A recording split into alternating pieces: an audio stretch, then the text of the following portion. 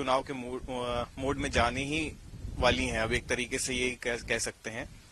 तो उत्तराखंड में भारतीय जनता पार्टी का किन मुद्दों को लेकर के इस बार चुनाव में जाना होगा, क्योंकि प्रधानमंत्री तो अभी दिल्ली में कह चुके हैं कि हम जो है यहीं देश से ही नहीं विदेश से भी जो है निमंत्रण आने लग गए हैं और सबको ये लग रहा है आएगा तो मोदी ही, ये चीजें कही गई हैं। तो क्या आप लोग इतने आश्वस्त हैं कि बिल्कुल चाहे तैयारी ना भी की जाए तब भी जीती जाएंगे, या क्या है? देखिए, ऐसा है कि पिछले 10 वर्षों से देश में भारतीय जनता पार्टी की सरकार है और उत्तराखंड में भी पिछले 7 सालों से भारतीय जनता पार्टी की सरकार है। और इन 10 वर्षों में जो उपलब्धियां केंद्र की हैं, चाहे आप अंतर्राष्ट्रीय फलक पर भारत की मजबूती देखिए, रक्षा क्षेत्र में भारत की मजबूती देखिए, वाणिज्यिक क्षेत्र में देखिए आज एक्सपोर्ट हो रहा है।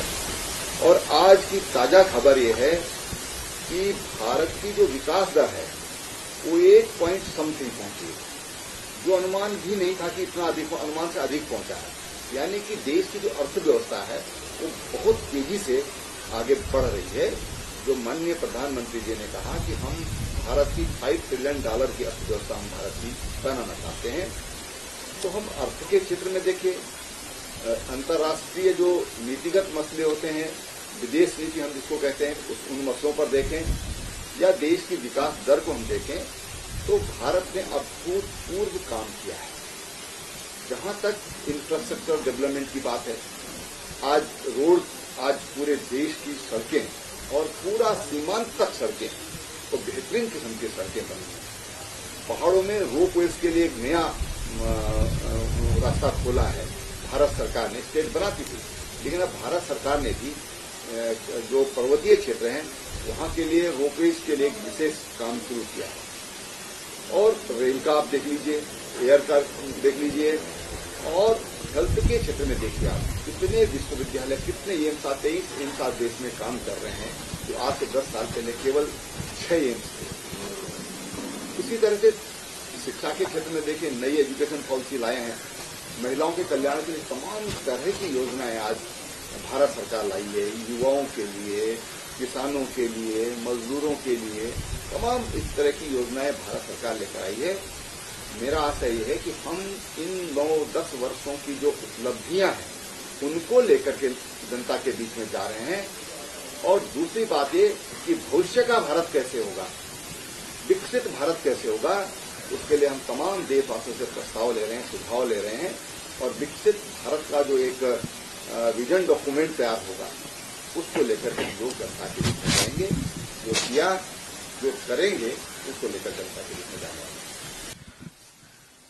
एक विश्लेषक के तौर पर हरीश रावत जी ने हमें इंटरव्यू में कहा था कि मैं विश्लेषक के तौर पर अगर कहूं तो साल 2014 से और अभी 2024 में 10 साल कार्यकाल हो गया है। अभी आपने भी जिक्र किया 10 साल का जो है, तो कहीं ना कहीं एक एंटी इनकम्बेंसी जो पैदा होती है, जो जनरेट होती है, जो लोगों में, चाहे अभी रोजगार को लेकर हो या अन्य चीजों को लेकर के हो, तो उन चीजों को जो है ढकने के लिए, उन चीजों को कहीं ना कहीं मोदी जी को भी एहसास है इस चीज का कि ये जो एंटी इनकम्बेंसी जो अभी आई है सरकार की, चाहे स्टेट गवर्नमेंट की हो या फिर केंद्र सरकार की हो, तो कहीं ना कहीं उन चीजों को वो करने के लिए और अपने कार्यकर्ताओं के हाइप क्रिएट करने के लिए इस तरीके की बातें कही जा रही हैं। देखिए, कहाँ एंटी इनकम्बेंसी है? अभी लेटेस्ट जो चुनाव है, राजस्थान में चुनाव हुआ, पहले से अच्छे वोटों से भारतीय जनता पार्टी जीत गई, मध्य प्रदेश में जीत गई, और छत्तीसगढ़ में तो अभूतपूर्व हुआ है। आज कांग्रेस के लोग छोड़ के और भारतीय जनता पार्टी में आ रहे हैं। आंध्रा में जहां भाजपा का कुछ है ही नहीं, वहां भी एक एमएलए जो है बीजेपी में, महिला एमएलए बीजेपी में लौट कर आई है। तो आज ऐसा कुछ नहीं है, ये उनकी हताशा, निराशा बोल रही है, या कहें कि उन्होंने सब कुछ सब सौंप दिया है, जीवन का भार तुम्हारे चरणों में वाली बात हरीश रावत जी कर रहे हैं। इससे ज्यादा उसका कोई अर्थ नहीं है। कहीं लॉजिकली मुझे उनकी बात में कोई तथ्य नजर नहीं आता। अभी हरिद्वार सीट को लेकर चर्चा हो रही है, तो उन्होंने कहा है कि अपने बेटे का नाम जो है आगे किया है। अब कहीं न कहीं उस चीज को लेकर के भी उनकी खुद की पार्टी में कह रहे हैं कि एक ही परिवार से जो है इतने योग्य लोग कैसे हो सकते हैं कि बेटी भी विधायक हो जाए, खुद भी हैं और उसके बाद जो है यहाँ से भी। देखिए, भारतीय जनता पार्टी परिवारवाद के, वंशवाद के खिलाफ, हम लोग इस पर विश्वास ही नहीं करते। हम चाहते हैं कि राजनीति में सबको मौका मिलना चाहिए, सबको मौका मिलना चाहिए, नए लोगों को भी मौका मिलना चाहिए, योग्य लोगों को भी मौका मिलना चाहिए। और कोई भारतीय जनता पार्टी परिवार की पार्टी नहीं है। भारतीय जनता पार्टी तो वास्तव में भारत की जनता की पार्टी है। हम उसके हिसाब से अनुसरण करते हैं। और कांग्रेस क्या सोचती है, हरी रावत जी क्या सोच रहे हैं, ये उनका अपना अपना है। वहां तो पीढ़ियां दर पीढ़ियां एक के बाद एक डायनेस्टी जैसी स्थिति हो गई है। तो भारतीय जनता पार्टी का अलग एक काम करने का तरीका है और उनका अपना अलग तरीका है।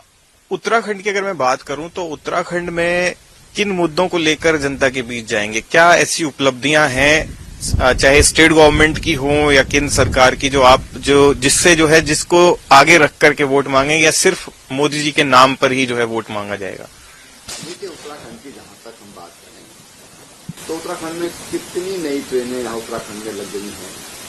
यहाँ पर जो हमारी सड़कें हैं, आज हमारी सीमांत की सड़कें भी इतनी सुंदर बनी हैं कि जैसे देहरादून की सड़कें हैं, राजधानी की सड़कें हैं, तमाम फ्लाईओवर बने हैं, रेल की कनेक्टिविटी बढ़ी है, हवाई कनेक्टिविटी बढ़ी है। भारतमाला परियोजना के अंतर्गत बहुत बड़ा इन्वेस्टमेंट उत्तराखंड में आया है।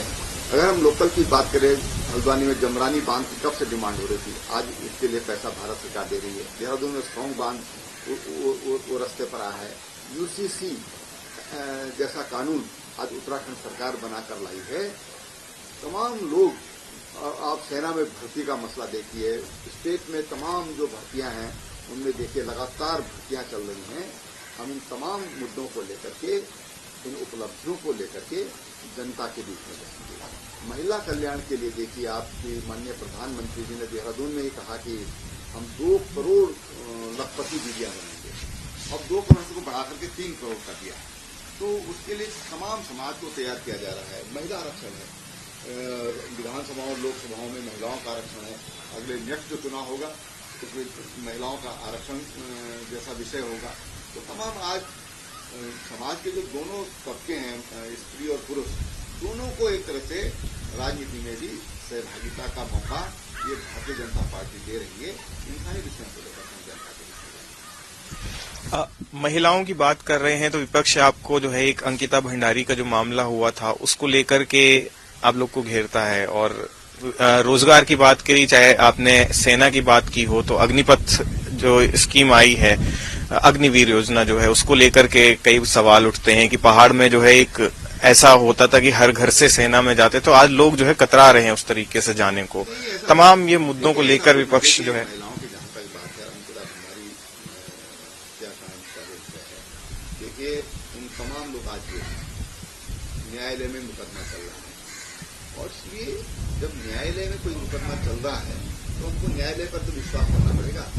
हम किसी पर तो विश्वास करेंगे, और इसलिए सरकार वो कर सकती है। सरकार ने वो काम करने का काम किया है। मुख्यमंत्री स्वयं से गाँव में गए, उनको मिलकर आए, इससे और क्या करेंगे।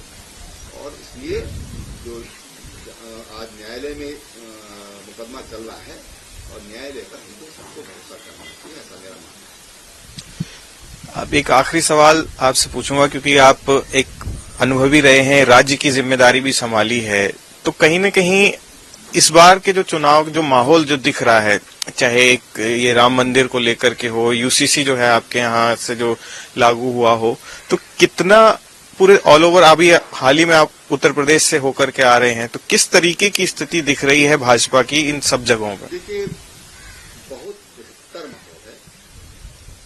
जैसे आपने राम लला के प्राण मंदिर की प्राण प्रतिष्ठा की बात करी, ये भावनाएं हमारे अंदर से दबी हुई थी। एक विश्वास इनके प्रति सारे देश का है, भगवान राम के प्रति, वो भव्य मंदिर में विराजमान हुए। तो लोगों के अंदर एक अलग तरह का आत्मविश्वास आज देश की जनता के अंदर आया है। और निश्चित रूप से रामलला का जो मंदिर बना है, जो 500 सालों के बाद एक प्राण प्रतिष्ठा होकर के भव्य दिव्य मंदिर में आज रामलला विराजमान है, निश्चित रूप से उसका भी गेन भारतीय जनता पार्टी को होगा, ये मेरा मानना है। यद्यपि वो राजनीतिक निर्णय इसलिए हमको नहीं लेना चाहिए कि वो राजनीतिक निर्णय है, राजनीतिक निर्णय नहीं है, लेकिन भारतीय जनता पार्टी का निर्णय है। जो विभाजनकारी धारा थी 370 उसको खत्म करने का काम किया है, उसका भी फायदा भारतीय जनता पार्टी को होगा, क्योंकि वो हमारे एजेंडे में था। जो सीएए माननीय गृहमंत्री जी ने कहा कि हम उसको अभी लागू करेंगे, उसका एक्ट बन चुका है। तो तमाम ऐसे काम जो भारतीय जनता पार्टी के सरकार ने किए हैं, जो लोगों को लगता था हो सकता है कि नहीं हो सकता है, लोगों को बड़ा एक अजीब तरह का असमंजस मन में होता था, पार्टी के लोगों में भी रहता था कि 370 कैसे हटेगी, क्या हटा पाएंगे।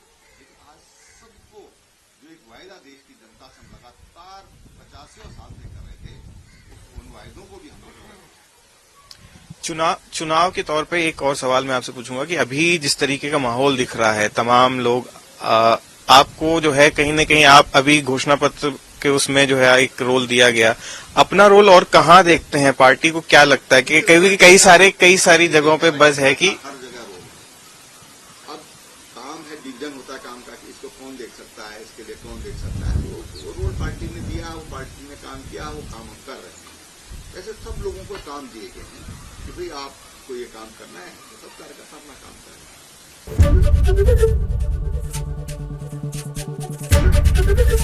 एबीपी गंगा, खबर आपकी, जुबान आपकी।